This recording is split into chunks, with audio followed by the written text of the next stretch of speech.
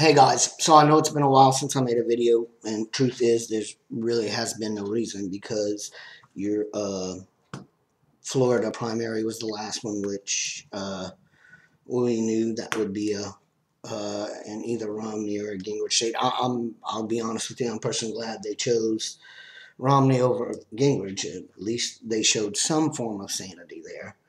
Um, the but. Yes, we have Nevada coming up and Colorado. Now, I'm going to be honest with you. It is well stated that Nevada is a two-man race between Romney and Paul. I've actually seen that on the media 3 times today. It was shocking to see them actually mention him. Romney took the state last time he ran for office.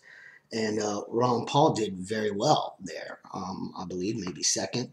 Again, don't quote me. I'm not a news pundit. But Ron Paul's strength has doubled since the last time he ran for president. Of course, he's still not ahead, but it's doubled. So that's going to put Nevada rather interesting. If Paul is to win a state, Nevada would be the place to start. I think he'll probably come in second behind Romney, but that's a large number of delegates going to him, and that's great. Colorado, I'm sure, will stay mainstream, but I think he's going to get a lot of delegates there as well. And again, I can't keep saying this enough. It's a delegates game, and, the more delegates he gets, the less the other ones get to clinch a nomination, which is what I think is going to eventually happen. I don't think anyone's going to clinch the nomination, and we're going to go to a brokered convention. But we've talked about all that already. I mainly wanted to talk today. Well, we've had the State of the Union address, and I didn't do anything for that. I didn't see a point to. But I'm quite concerned about NDAA. And the people that, the lack of standing up against this and the lack of, I guess I should say, anger from the American public. If ever in this country a law smacked your First Amendment rights right in the face, it is this. Your president has signed a law that says that the U.S. military can detain American citizens indefinitely. Now, there's 2 problems with that, and that's not even all of it. There's 2 problems with that. The first one is the military can detain you. The second problem is indefinitely. They do not have to charge you. You do not have to be afforded a lawyer. Nothing. This was signed into law. Now, of course, Obama made his presidential declaration at signing that he would never use it against American citizens. Well, you can wipe your ass like you use toilet paper with that because a presidential declaration means nothing. It doesn't mean nothing to the next guy or the guy after or the guy after or 10 years from now. It doesn't mean anything. It's just a way of him to try to save face for actually supporting this. So it was shocking. I talked to some people that had no clue what it was even. And this angers me. I want to know that I want to know that people in my country would not give away their freedom so easily. I don't understand that. Do you go to bed every night scared that there's a terrorist under your bed? I don't think most of us do that. I'm sure they'd like us to believe that. But Jesus Christ, are you really, really willing to give up your right to a fair trial, your rights to remain silent, your rights to have to be charged within a time period or be released? Are you really that scared in your life right now that you feel we need that type of protection? And I am sorry, but I have always believed, even before I supported Ron Paul, I will not give up 1 ounce of my freedom or liberty to make myself feel safe. I will not do it. Okay? Because it may make you feel safe now, but what will it do 40 years from now? You know, what will it do then when you're living in a police state? I just I can't believe so many people stood up for SOPA and PIPA. I saw that online, and that was awesome. But no one is making a big deal about this. Well, I'll tell you one person is, and that's Ron Paul. I mean, here's your front runner, Mitt Romney, who was blatantly asked if he would have signed the NDAA, and he quickly added, yes, he would have. Uh, and Ron Paul is the only one. No, actually, Ron Paul is the only one in Congress right now challenging it. Well, him and some co-sponsors, they're challenging it to remove that part of the bill that says American citizens can be detained indefinitely and all of that.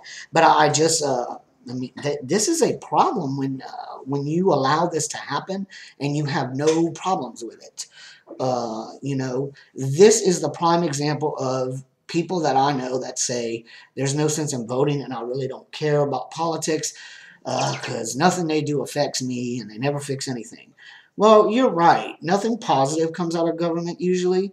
But when you take the lackluster attitude that some people do, a lot of bad things come out of politics. This being one of them. I mean, you know, this is essentially taking every right away from you as a citizen of this country simply to guarantee you more protection from terrorists. I just cannot, I cannot believe there's not a bigger rise up. But that's the main thing I wanted to talk about today. I cannot. It's just unfathomable for me. You can see I'm speechless. I don't know what to say. Like I said, I don't ever plan these and write anything down. And but this is scary. This is really. I cannot believe that there's not more of an outcry from you guys online. You guys fought so hard against SOPA and PIPA, and that's important goals. Don't get me wrong. But on this, I've seen maybe one video, maybe two. It's okay. I don't get that. Just yet another reason I back Ron Paul because I don't see any of them other idiots up there pushing to fight this. Oh no, this is a good idea. We need this. Hell, you have fucking Rick Santorum over there talking about Al Qaeda in Latin America and Cuba. Stop the insanity. Stop it. Stop it. You cannot live your life in this constant fear. And you can't just give away civil liberties left and right to feel safe. It just doesn't work. I mean, it's truly an ignorant way to think. I'm just baffled that anyone is okay with this. Or that anyone thinks, well, there's nothing we can do because the congressman decided. When you look, you saw how fast they backpedaled on SOPA. Believe me, it can be done. So, again, I don't know. It's a very, very scary that we would allow that. You know what? Even if you are very pro-war, and that's fine. I mean, I've been one of those people before. In certain times, I agree with it. But even if you're pro-war,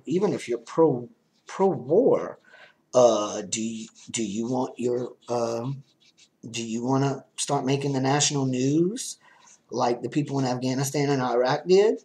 Do you want soldiers bursting down your door in the middle of the night and taking you out of your house and no trial, no jury? I mean, good God, people. I mean, that's just, and most people, like I said, just let it happen. Just let it happen. So I'm hoping Ron Paul starts to gain some delegates now that we're moving west a little bit. I think he'll do really well in Nevada. I'm not too sure about Colorado, so I'm not even going to say anything. I haven't paid much attention to it.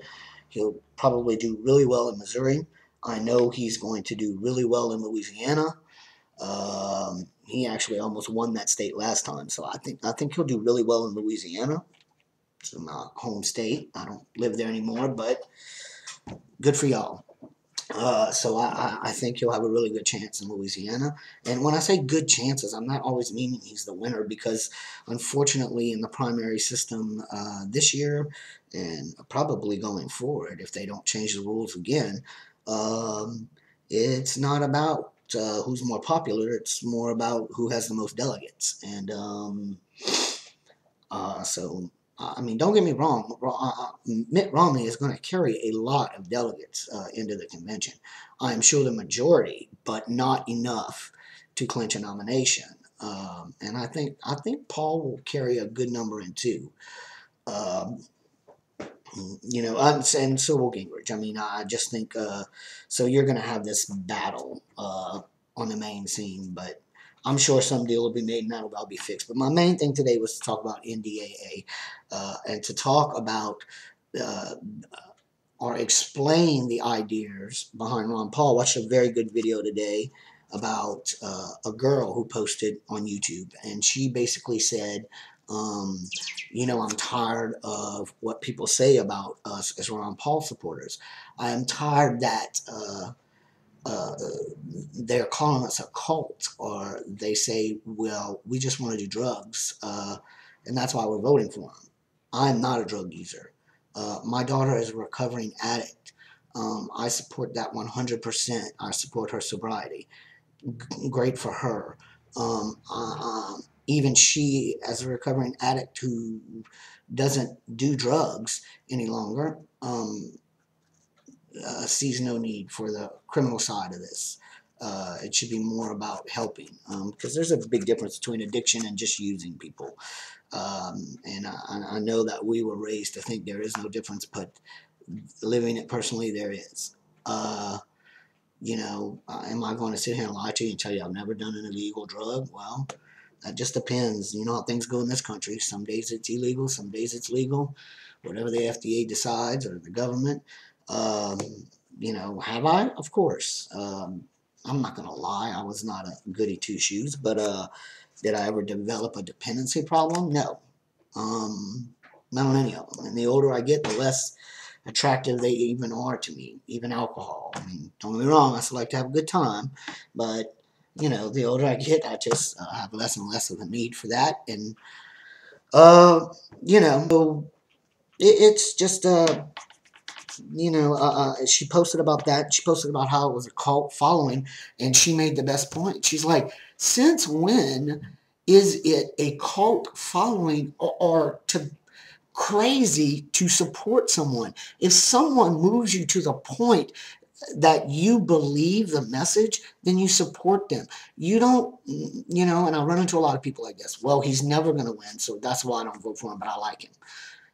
Okay, that's just it. You're not voting your convictions. You're voting the way the media wants you to vote. You're voting for the lesser of two evils. I know. I've been there. I've done it myself. You cannot vote that way. You cannot go that way. And I don't mean that as me throwing in for Ron Paul to win. I mean that in general. I don't care if you're voting for the Green Party. As long as you're voting for something you believe in, and if you believe passionate enough to stand up for it, then good for you, okay? Because for me, passionately standing up for my freedoms and my liberty are more important than anything else. And I've posted it on a blog, and I've said it a million times. I fear my own government in this country more than any terrorist right now in this point in history. And I do. Okay? And I think a lot of people feel that way. But we're just so conditioned to this norm of having to vote for the lesser of two evils. I mean, all I'm saying, guys, is it's really fucked up. That's all I have to say for today. I'm sure I'll make another one here, seeing after Nevada and Colorado do their thing. Probably before, because Nevada's a week before Colorado. So I'll probably do something on Nevada, and then we'll do Colorado. But Maine too. I'm forgetting you guys in Maine. Maine is heavily Ron Paul supported. So That's good. Ron Paul does a lot better in caucus states, which are these states that are dividing up their delegates, which is mostly everyone except Texas. Hello, Texas. Hello. Yeah, we need to proportionalize our votes. But we don't here yet, so I'm sure Paul wouldn't take Texas. It's a winner take all state.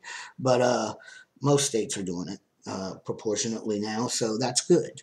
Um, and pretty much that's all I wanted to talk about. I just wanted to talk about our basic freedoms being taken away from us by our government, by Republicans, by Democrats both. You had a Democrat sign the bill. You had Republicans pass the bill. So there is no difference. That's Ron Paul stance. There is no difference. It's time to take our liberties back. It's time to take it back. So you guys think about that and try to get involved in dismantling the NDAA if you can, any way you can. I plan on it. I just do not believe, I cannot believe that was passed. And then I cannot believe someone hasn't tried to sue the government over that. In other words, work its way to the Supreme Court, because that is the Supreme Court's job to determine if something that's been passed as law is constitutional. I have a hard time believing the Supreme Court would find NDAA constitutional, because it's not. It's expressly granting powers to the military and to the government that are expressly word for word not permitted in the Constitution. So maybe that'll come up and we'll get rid of it that way. But that's all I had to say for today. You guys take care, and I'll talk to y'all later.